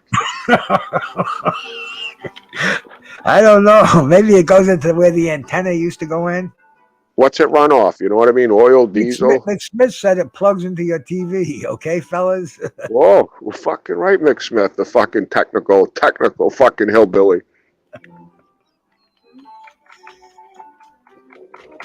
Okay, Fire Stick. Let's do a Google search on it here. Amazon Fire Stick official Bruce, site. we couldn't find fucking Google Maps. Let alone how are we gonna find a Fire Stick when me and you can't find Google Maps with our phones? I mean, we are fucking fucked right up. We were Dumb and Dumber. Bruce, how many deer did we see? We didn't talk about the dead deer on the side of the road. Probably about 5. I want to say 10. I thought about it. I said 5 at first, and I started thinking about it. I said because a lot of tires I thought were deer, and a lot of deer were tires. I want to say it was closer to 10. Yeah, see, Mrs. Tahara Do, I go to this site here, and I see anything I want to see. Right. It takes the Fire Stick. It makes the Fire Stick makes it obsolete. See, this thing, you don't need a Fire Stick. You just go onto this site here. You click that. Boom. Or boxing, basketball, bowling, football, NASCAR, UFC. I'm Bruce. NBA. That's how I watch my Celtics on crack streams, meth streams. Meth streams has been my best one. I like the that one I just showed you, freestream.com or something. I think it might bring me to free stream. You know what I mean? It brings me different places. A lot of times I have to keep Xing out, but once I get it on, it's HD and it's on time, it's on point, and it's good. It's free. No, it ain't free because I have to pay for my internet. Hey, have you seen the sex bots come in lately? No, I have not. They say they got one. They're the box bots. Watch all the fights free, and they spam. And you can erase the message, and it's all boxing gloves and hearts and stuff. But their hashtag stays on there, and it's strong Russian. That's definitely a Russian. Yeah, some Russian site selling free sites. That's why I feel it's my duty to tell them. Backed by Bivol and Putin. That's a possibility. But yeah, Bivol, doesn't he have that strange look? I mean, Bivol, yes, he's definitely not only highly skilled, but definitely got you can't judge a book by the cover, but, Tyson, Hagler, you can kind of look at someone and see a different, distant, fighter. And I think Bivol's got that, kind of like that warrior look or something.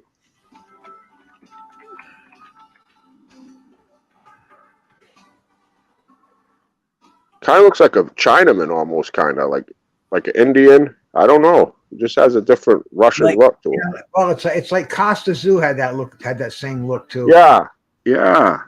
I think they're more like in the Mongolian kind of section. Yeah, Mongolian warriors. Yeah, like he could have wore a gi. You know what I mean? Like Samurai Jack, probably not familiar with the cartoon, but it was a great cartoon. Like he was a fucking samurai or something. I don't know. Zerto ain't no fucking joke. 44-0, regardless of who you beat, he's fucking 44-0.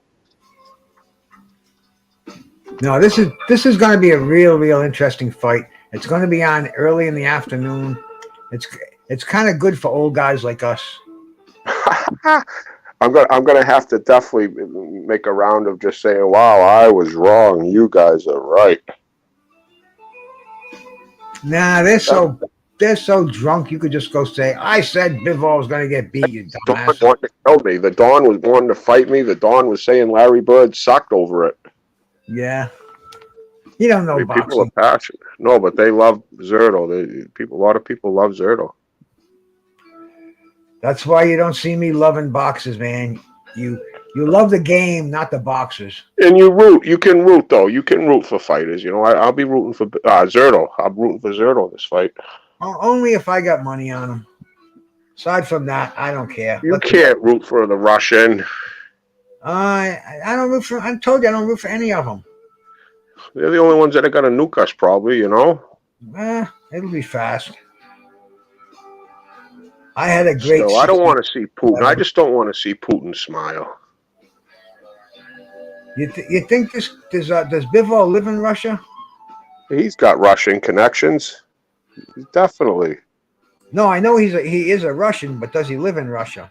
Probably not. He's probably a spy by Putin. He's KGB. Let's go on his fucking box spec and see where he lives. I know Beterbiev's Canadian. He lives in Indio, California. Via where? He's a trader. He jumped ship. He was born in Russia. Tomchak. It's one of those weird places, Kyrgyzstan or something like that. But maybe he's become Americanized. Maybe he got that Canelo check and got pajamas. Guaranteed. He just made the Canelo payday. Oh yeah. So he might just be looking by Zerto. That's a possibility. He's just ready to hop in the sauna in his California, fancy car. He don't want to fight some big fucking dude go to death when he's got that big. What's his bank account? He's fucking loaded after that payday. This is This is his real name. Scary name. Look. Hey? I don't want to fight him. Nope. No, That's not. keep me away from that. That's just a scary name to me. Maybe not to you, but that just name is fucking. Who the fuck's that? I don't know, but I couldn't even spell it. Never mind pronounce it. I couldn't even copy it. I like the way those N's are like backwards, and the E looks like it's backwards. No, the E's not backwards. It's just that the N's make it look backwards with that 4 next to it, and it's almost like it should. He writes it and he puts it in front of a mirror. Wasn't there a horror movie about some kid who was writing stuff? And they put it in front of a mirror. They could read it. It said like "Help me." Yeah, I think so. I can't remember what. Nick Smith would know. Yeah, Mick Smith would know for sure. Hey, hey, Mick Smith, I want to show you something. I'm glad you're here. Hang on 1 second. I'll be right back.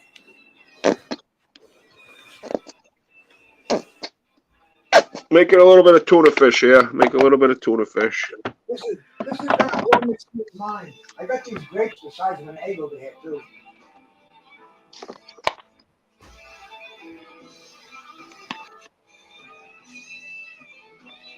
Hey Bruce, I'll check out. I gotta do a little mixing up here and try to get my stream going. Bruce, have a great night, brother. What a fight, Caveman Lee. All right, Matt Chad.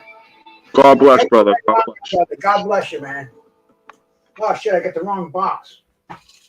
I'll be right back, Mick Smith. Hang on.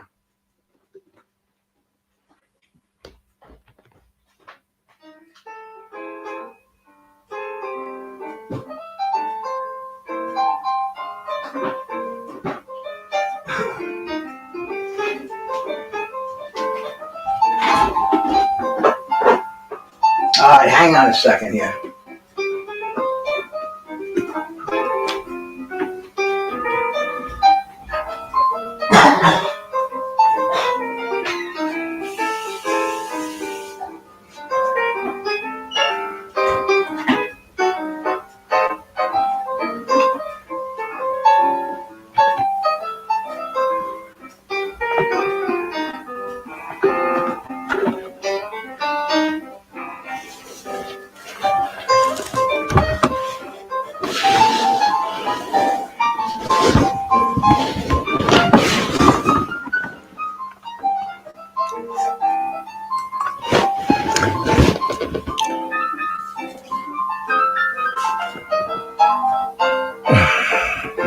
Mick Smith, you know what these are? Have you ever seen one of these before?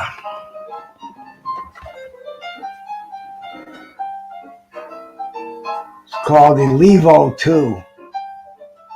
It's a decarbolizer, makes the herb butter. It's an interesting tool. It's actually called Carrier. It's called an infuser. The Levo infuser. It's an interesting little toy. I picked it up, man. Have you ever seen one, Mick Smith? No, it's not a juicer. It's in fact, now that we're here for a little bit,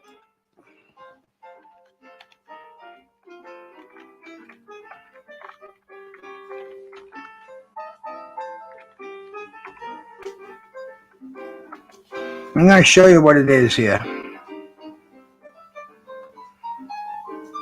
Let me find something one of their YouTube things.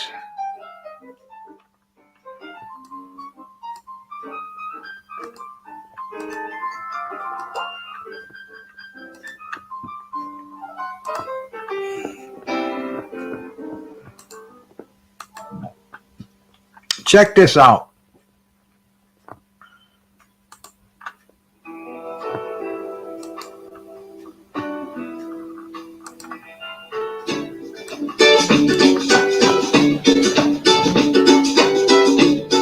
we're thanking the Levo Q Company. See, this is what I did today. I didn't do it with Tarragon though. Ready to infuse. Open the lid. Add your oil. Add your weed. Start your infusing cycle.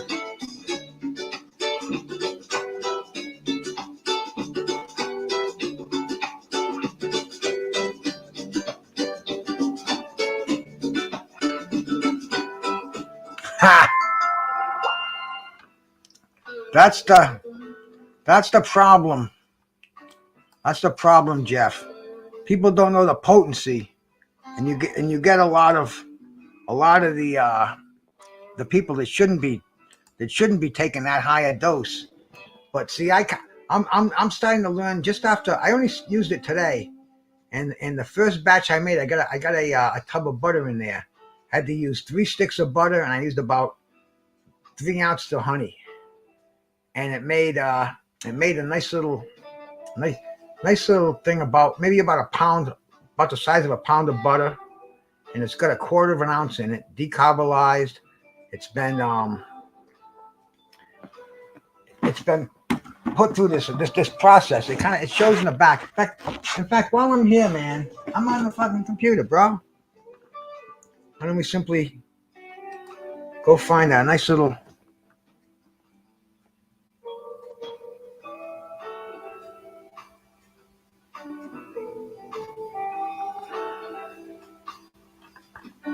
Let's find a good one to watch here. We'll go on YouTube.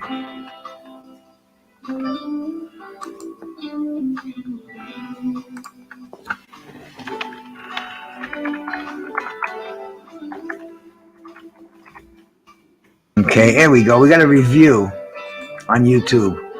Let's bring that up.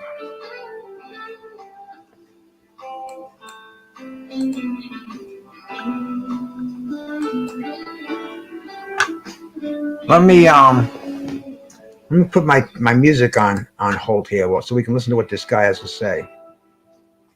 Find my tunes here. Way over here. We'll put that on hold for a minute.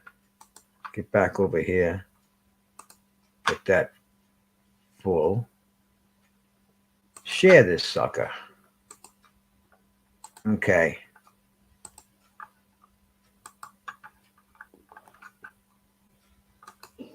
So before I get too far, I do want to say that this video here is sponsored by LevoOil.com.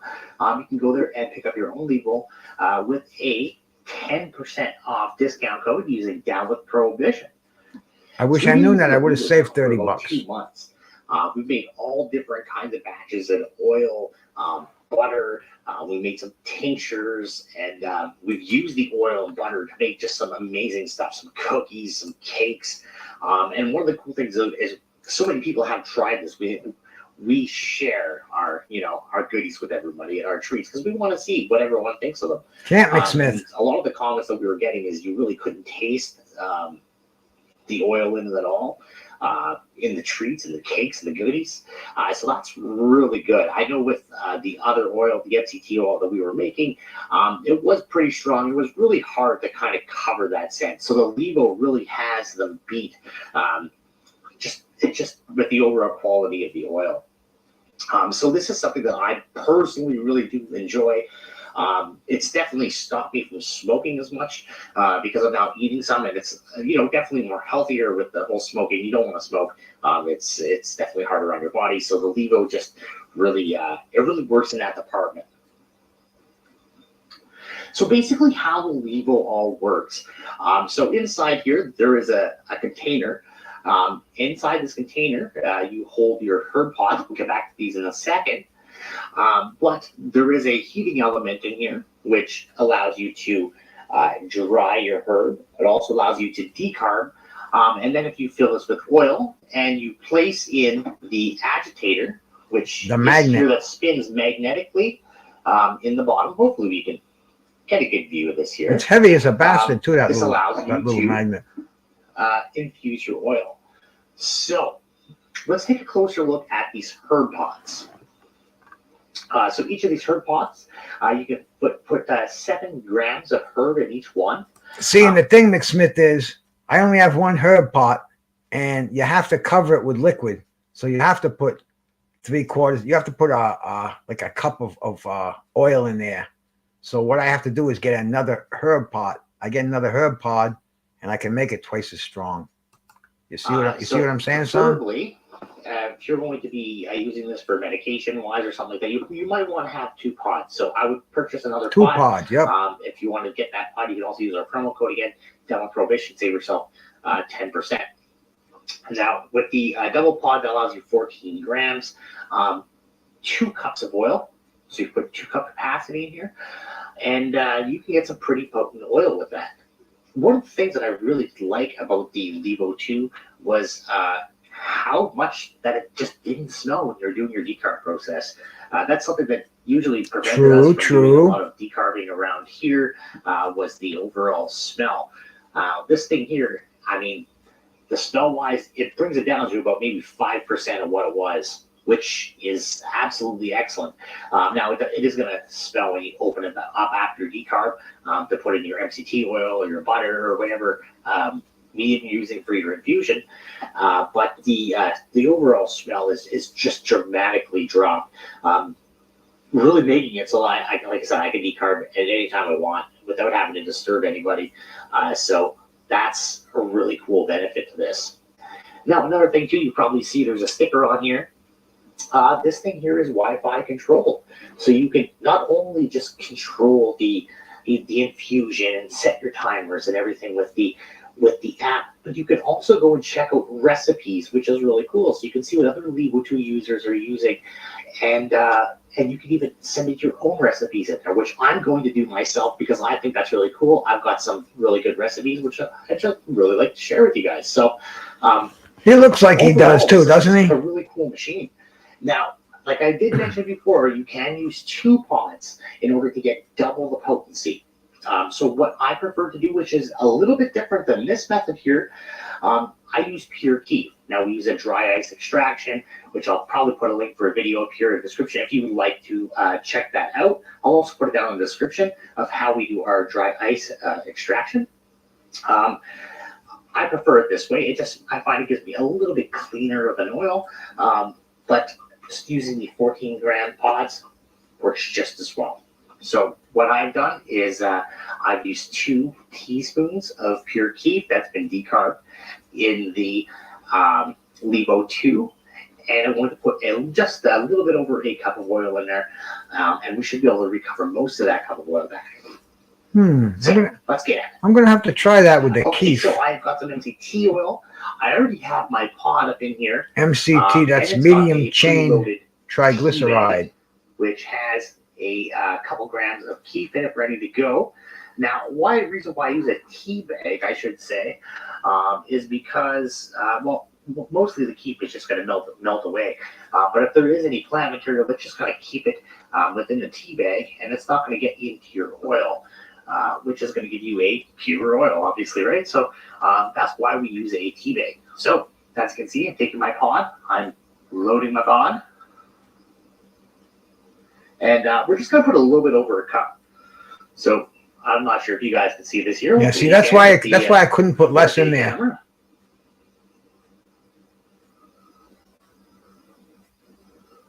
So I'm just to say, going over, actually, it looks like that's pretty much, that's all the oil we got. So let's just use it. I'll check that out, McSmith. Over a cup, probably maybe a quarter of a cup. This unit here can't hold 2 full cups. So I'm just going to pour this in carefully here.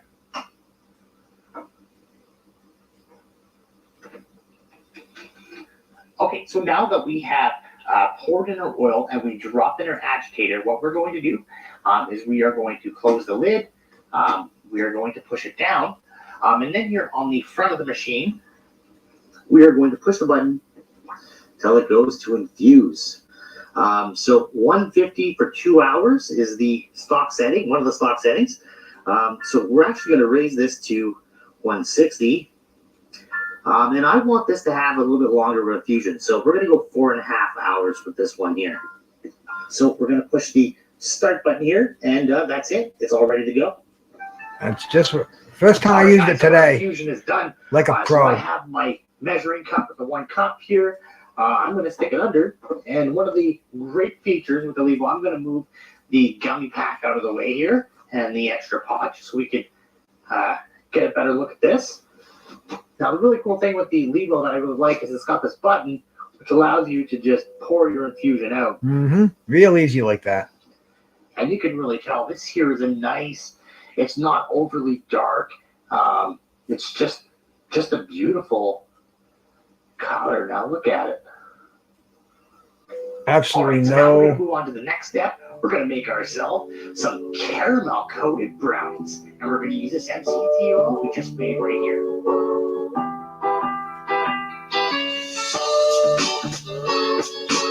See, that's all well and good, but I just get a pack of fucking Betty Crocker brownies.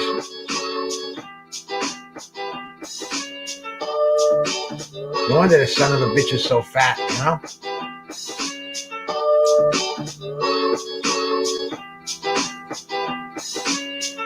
Putting the whole cup in there.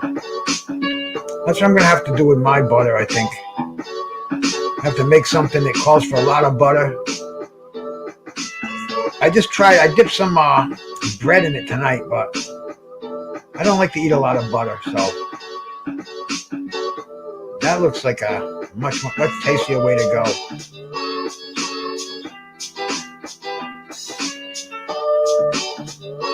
All right, guys, so that's it for today's video. Hope you guys do enjoy. If you guys try out the brownie recipe, let me know. It's one of my favorites. Something that it's really good. You guys have to try it out for yourself.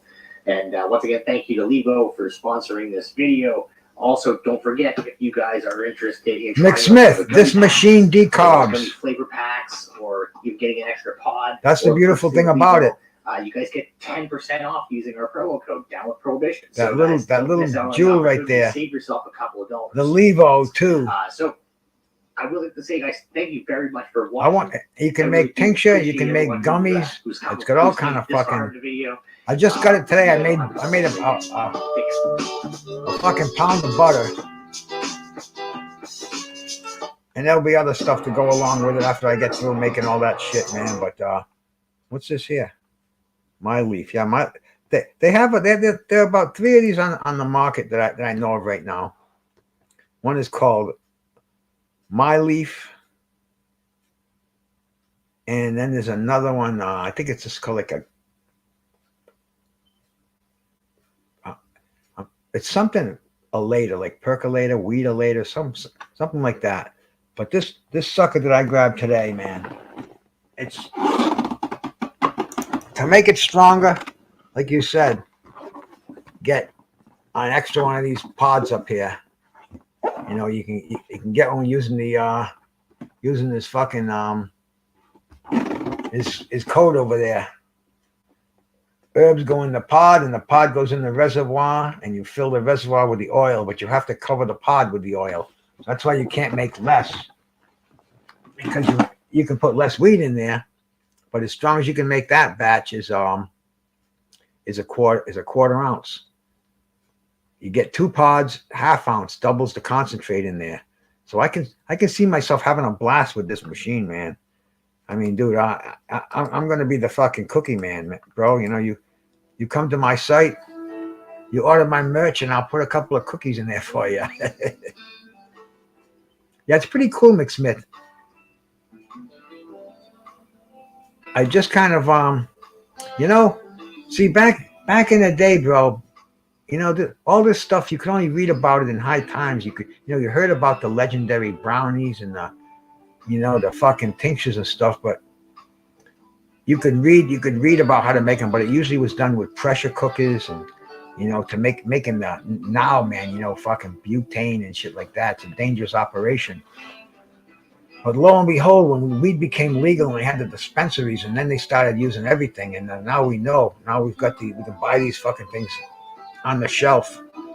Yep, good on pancakes. Good on anything you use with butter. Just, I mean, you can probably get a breakfast bagel and lather the sucker up there and get yourself a nice little wake-up buzz. I don't know how strong the stuff is, and we were making the past week. I'm into edibles ever since Tony sent me those. I like edibles now. I like edibles more than I like vaping, smoking, Toker, whatever it may be.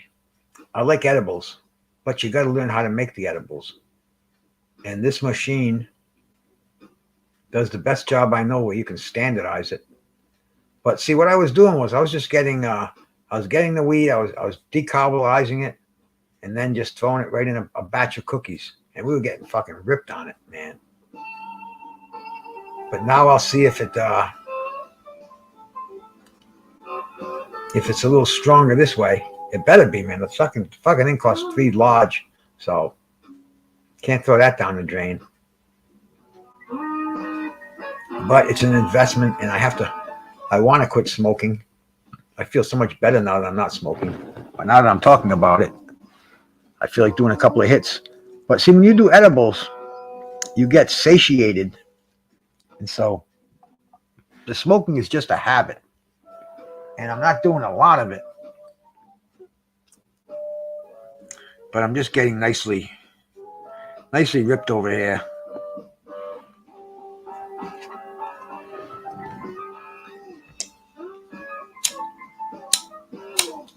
A dead soldier. Gotta throw it away.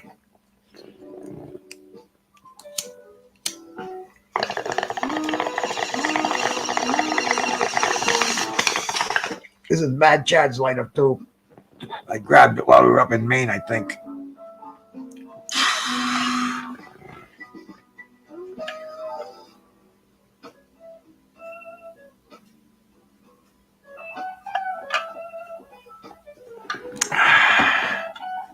There ain't no fucking information on the weed package. It's just loose weed. You know, my buddy grows it. I buy it. So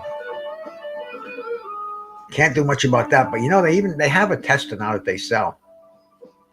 You can make your tinctures and stuff, and they've got this thing. It's about the size of a cell phone. You put a drop between two glass strips, and you put it in there. And it tells you how many milliliters that your fucking concoction has. You can do a little bit of math.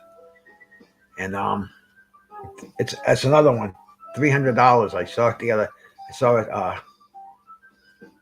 a video on it the other day. And it's something I may get it eventually because I'm very seriously into making these edibles. I like it now. You sleep well. You don't get congested. That's the biggest thing with smoking, you know. A lot of blowing a lot of that nasty stuff.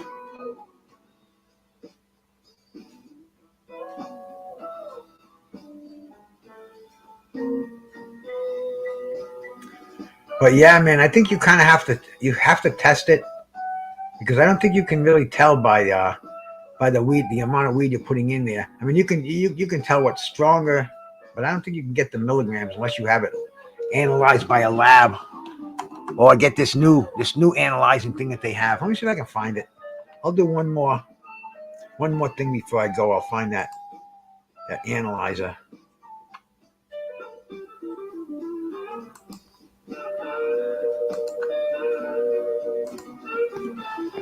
Put that in the Toker 2 here.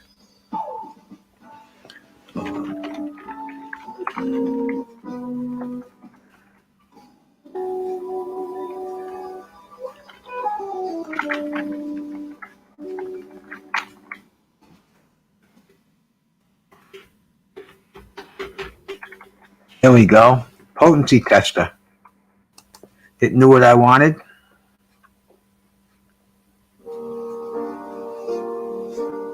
Wow. They get some expensive ones up here.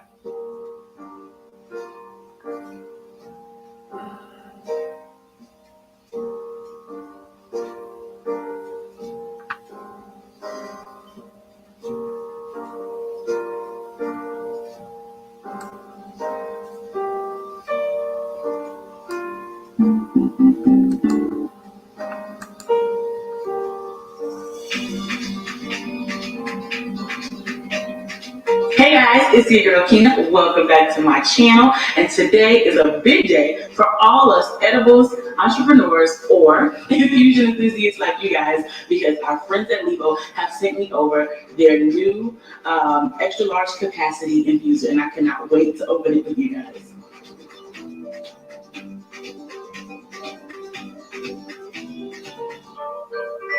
You see on here, I don't think I want to play her, so I'll probably get flagged for it. But I want to see if they have the testing thing in here. Basement. That's crazy. Like I said, it does remind you of like a coffee pot, right?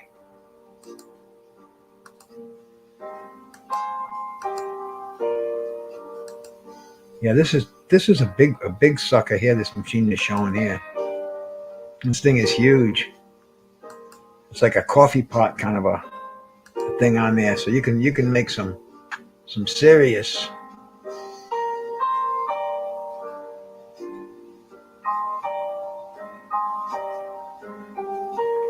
But it's a new toy.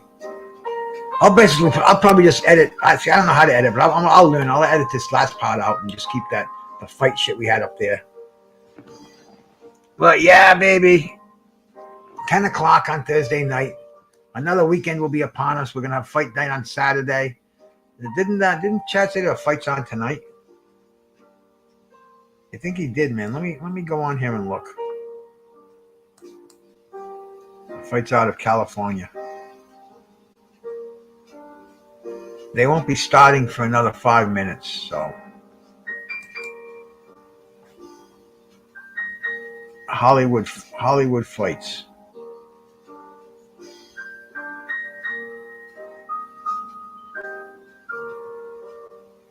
Wow, then we've got some on Friday. Hooney and Lutelli. And these start at 4 a.m. Eastern time. Oh yeah, I'm gonna get up for that one. And Bivol Ramirez starting at 1:30 p.m. and then the Morel fight starting at 9 p.m. So we're gonna have a little downtime there, bro. We're gonna have a little downtime. Yeah, shake for edibles, man. I don't know. Wouldn't Buzz make more potent edibles, McSmith? I don't know, man. People say, yeah, the shake is better for them, but I like putting the gooey bud in there, you know? Get that, extract that good shit.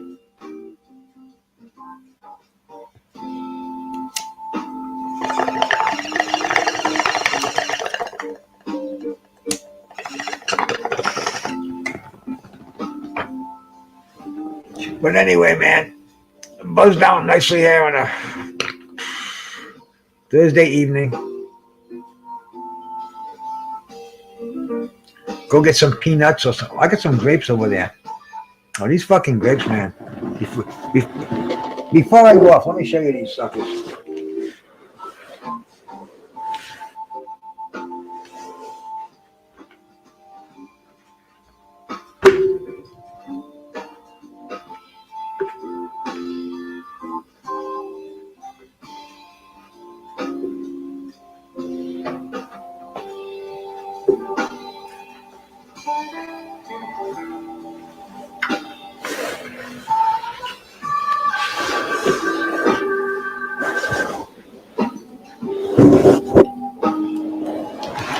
I was showing these the other night, man. These are as big as eggs. Grapes on steroids.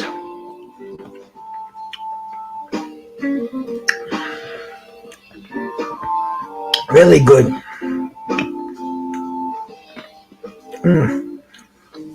Kind of luscious.